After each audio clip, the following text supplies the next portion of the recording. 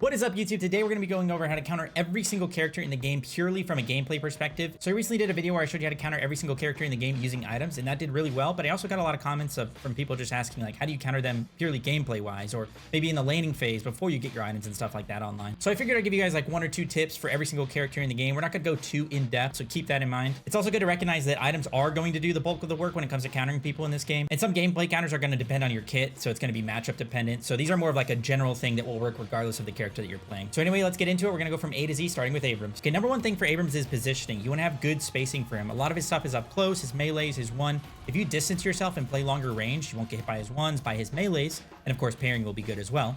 And when it comes to parrying, you want to play near your teammate as well, because if they ever miss parry, you can run up to them and use your parry to get your parry off on the Abrams, or just to protect them so that they don't get meleeed. You can also use verticality against Abrams. If you double jump, you can jump over his dash and you won't ever get hit by the stun. So Paul's a bit of a trickier one so far for my testing. Obviously, you can space for him and just try and like run away, but a lot of times he'll be able to catch you. He has a lot of movement in his kit. So if you are going to fight him, I actually recommend fighting in like a close corridor, in like a tight-knit area, because it makes it really awkward for him to like kind of abuse his move mechanics and use his 3, and he won't get a lot of distance from his ult if he tries to use that. Another tip I have is if you do end up finding out in the open and he has to ult to kill you to finish you off, try and position yourself like more towards your side of the map or more towards your teammates, because he goes really far with his ult and he kind of has to commit to it to go through you. So you can kind of put him out of position. If you do end up dying, at least you'll put him in a bad spot, maybe on your side of the map, and you'll get a kill on him a lot of the time from that. For Bebop, especially in the laning phase, his footsteps are very loud, so I recommend paying close attention to your audio cues. When he's trying to look for bomb stacks, just sound whore him and back up. Like literally play in the veil. If you hear him walking towards you, just run away. And then also spacing is very important for Bebop, so just so he doesn't get a bunch of bomb stacks in the laning phase. Don't just mindlessly run up to minions and get hit by a bomb.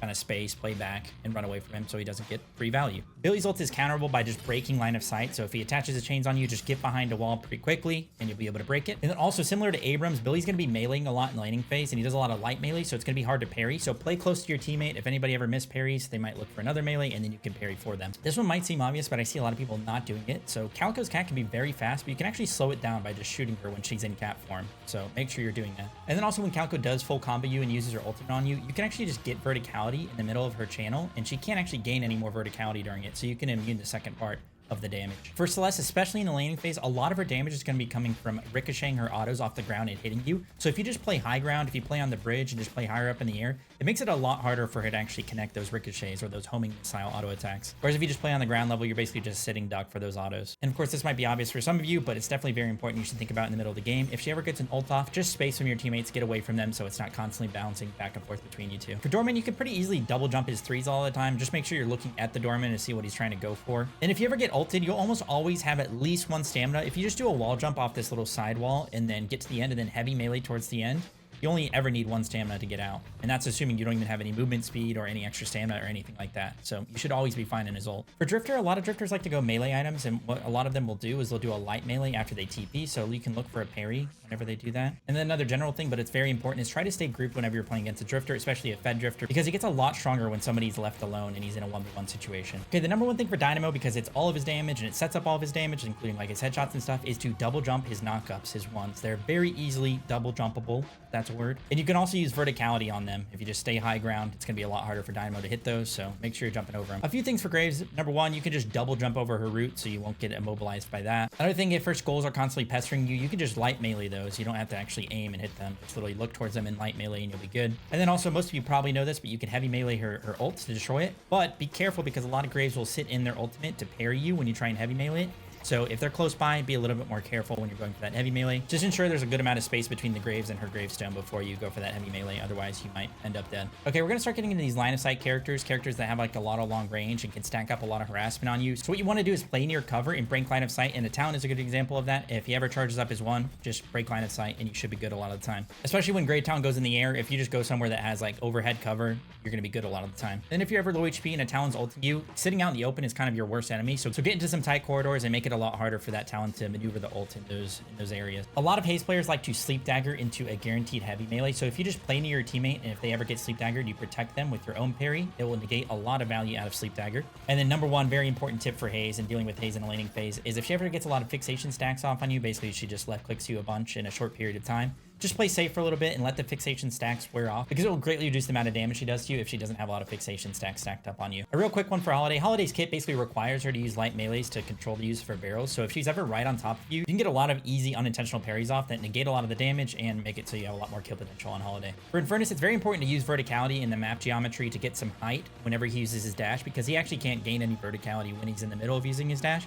and you can just completely negate it and not sit in that snail trail and that damage over time. And then also Infernus is another one of these line of sight characters, these long range harass characters, where if he hits a few shots on you, you just want to break line of sight for a little bit so you can let that passive meter fall off. You should actively try to make sure that he never gets afterburn on you in a laning phase, and it'll make it a lot easier to deal with. So just play near cover, break line of sight when he gets a few shots on you, and you'll be feeling good. For Ivy, if you're ever in close quarters combat with her, make sure you're saving up some of your stamina so that you can quickly get out of range of her stone form, so you don't get stunned. Otherwise, if you waste a lot of your stamina, you're going to get hit a lot of the time. And then also in the laning phase, a lot of Ivies like to use their kudzu bomb or their nade on the wave, so don't just sit next to your minions and take all that damage and give her a ton of value. Use a little bit of verticality. Don't just sit in the minions and take all that damage. Kelvin's gun is pretty bad and inaccurate at long range, so if you just play long range and trade that way, it should be pretty good for you. And also Kelvin's another one of these line of sight characters. If he starts using his ice beam on you, it can stack up a lot of damage and a lot of CC, so just break line of sight if he ever starts using that on you. Play around corners and you'll be fine. Okay, a few things for Lady Geist. Number one, if you're trying to dodge her nade, it's a bit easier if you look at her instead of where she's throwing the nade and use the audio cues to help out a lot with that. It can make it easier to dodge. Number two is you can break line of sight on her suck, and you definitely should try and do that because it does a lot of damage and heals her a lot. So get around corners and break line of sight on her too. And number three, if you ever get a Lady Geist low and she has her ultimate, she's going to be trying to get close quarters to you so that she can use her ult on you. So to keep your distance and space well, don't get antsy because she's low and you really want the kill. Just play a bit far away, play safe. Eventually she'll make a mistake, go out in the open, and you'll get a kill. So mind your spacing against guys. Lash is another character where you can double jump his one and just completely immune the damage. So kind of look towards the sky, see if he's coming for you, and you can just double jump that. A lot of times in laning phases, Lash will go up on top of a tower or something, try and get a lot of verticality for a big one because it does a lot more damage. So just play towards your tower, put a lot of distance between you and the Lash, so it makes it so it's really hard for him to even get the one off on you. And then also Lash ult, you can line of sight. So if he has his ult up and you're playing out in the open, just kind of go towards cover, and then once he starts hitting that ultimate or going for it, you can just get under cover and he won't be able to hit you. For McGinnis wall, I would recommend using wall bounces to get over the wall. A lot of times it's gonna be a lot harder. You're not gonna have stand to get over that wall, so just try and use a wall bounce into a regular jump. And number two, especially if Mickey's going for a turret build, you want to make sure that you're saving one of your nades, your nuke abilities, to take down her turrets, because a lot of times the Mickeys want to clump up their turrets so that they can put their heal on their turrets and put heroic core on them so they can get a lot of value out of that. So save your nade or nuke ability for those. Mina is another one of these line of sight characters where if she gets a few shots off on you in a laning phase, you want to break line of sight so that she can't proc love bites, which is the bulk of her poke in a laning phase. So get under cover, save some stamina so you can get behind a wall or something so she doesn't proc that. And then also you got to remember Mina has immunity frames in her dashes, so if you have like a stun or something like that, it's good to use on her when you're trying to play aggressive so that you can force out her dashes. But if you're playing defensive, do not rely on that CC to save you, because a lot of times she'll just immune it and she'll kill you. Same thing with Mirage, another line of sight character. If he gets a few shots off on you, he's going to try and stack up his mark, and you just want to break line of sight so he can't keep stacking that, because that's again going to be a lot of his poke in a laning phase. He also has immunity frames in his tornado, so you can use CC on him to force that out if you're trying to play aggressive, but again, don't rely on that defensively. And then spacing is also pretty important for his tornado, because if you just play back towards your side of the map or towards your teammates and you play like a good distance away from his NATO, it can make it really hard for him to decide what to do, because if he wants to use the NATO on you for CC, he's going to put himself in a bad situation. So try to space just outside of the range of his NATO. Krill is a very close range character, so if you just space well, keep your distance, and make it really hard for him to ever connect his ultimate on you, you can get a lot of free damage off as he chases you, for example. And you also can make it really hard for him to ever hit his one. But keep in mind with Krill one, he does not need line of sight. So if you just sit behind a wall, he can still hit you with that. So breaking line of sight against Mo isn't as important as against other characters. However, another thing for Mo, when he's in his burrow, he cannot parry, and it takes a while for him to come out of his burrow and actually parry. So you can just get a bunch of free melees off on him when he's in his burrow. So don't be afraid to hit him. Paige's ult, we can double jump, so if she's a bit far away, it's pretty easily to tell when it's coming, so you can just jump off a wall and jump over it, or just double jump it. And then in the laning phase, when you're fighting against a Paige, another character, whoever she uses her shield on, try to focus the other character during that shield window, and then you can go back to hitting the character once the shield is gone. Paradox's nade is actually pretty unique because it does not respect line of sight either, so you can't sit behind a wall and not get hit by it. So you kind of want to be constantly moving against Paradox in lane, which also applies to when she charges up her 3. It's a very loud ability, so you can hear it from a mile away. Once you hear that, just try and break line of sight, play around corners so she can't connect that with you, because a bulk of her damage is going to come from that, because she's going to try and headshot you after she freezes you. And if you are able to avoid that, it's going to help a lot in the laning phase against her. Pocket's another character where playing high ground against them is going to be very good, because it makes it very difficult for them to hit their one, which is a crucial part of Pocket's kit. And then when you get Pocket low in a team fight or in a laning phase, doesn't really matter. Make sure you or one of your teammates is always playing the option of the suitcase, and then one person stays behind, because Pocket does have the option to TP or not TP.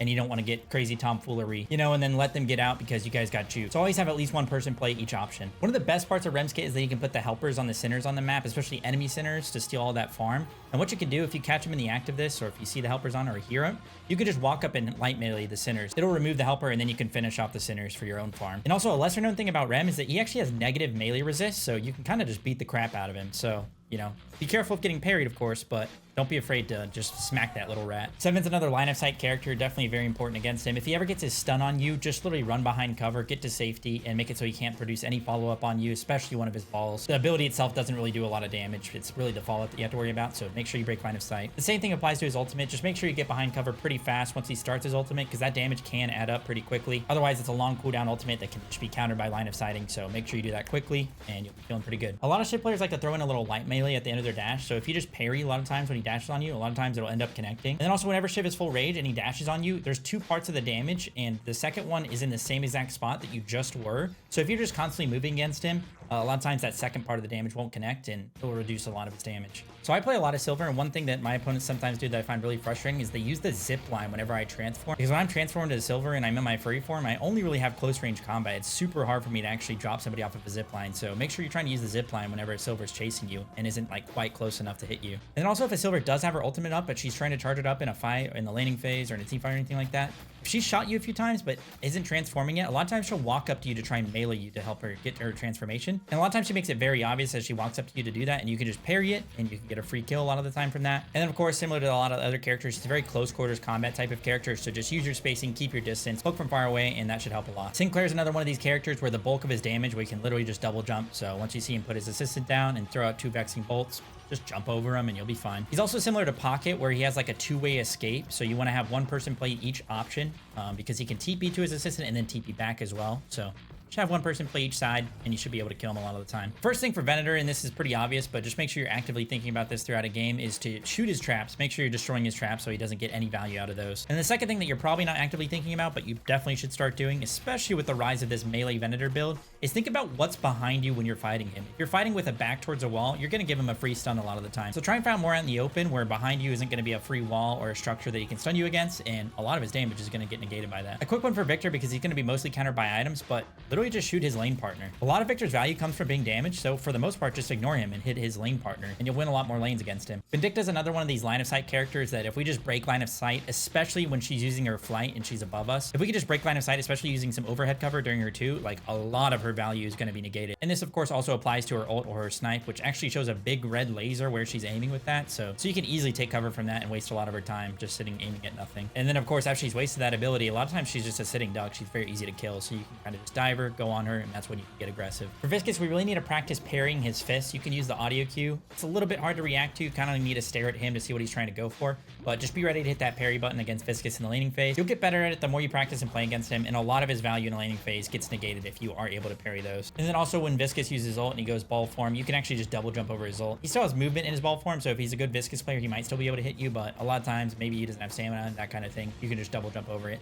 and avoid the stun. Viper is a character where we really want to mind our spacing against her, especially when we get low HP. That 2 is basically an execute against us. So if we can keep our distance and make it so she can't even apply the 2 to us, it'd be very good. But also it's just really good to space far away from Viper because her gun is very inaccurate. She wants to be sliding all around you, getting constant value out of that, making it really hard for you to even hit her. So keeping your distance is a good play as well. A lot of Warden's kill potential comes from him successfully connecting his cage on you, and he can do this especially easily if he's able to reduce some of your stamina with one of his flasks. But what you can do is actually just use heavy melees to get out of it. So a lot of times you have at least 1 stamina bar. You can use a dash slide to get further away, and then you can use a heavy melee to really get outside of the cage. And also if you do have CC in your kit or instant CC, for example, you can just put Warden ult on cooldown as he charges it up. He'll get 0 value out of his ultimate if you interrupt it, and it will actually just put it on cooldown. For Wraith, playing at a distance and using constant movement and verticality to avoid her cards is really good. Also, if you have stamina save up when she ults, you can break line of sight when she uses that on you and reduce a lot of the potential follow-up that she has on you. Yamato's another character we're playing high ground. It's going to be very good against her because Yamato players want to be using the right click at your feet. So if you're at a ground level, it's really easy, but if you're playing above them, it makes it very hard. And then Yamato 1, which is her big burst and a lot of her poke in a laning phase, it's very loud when she starts it up. So you should save some stamina and immediately break line of sight when you hear that,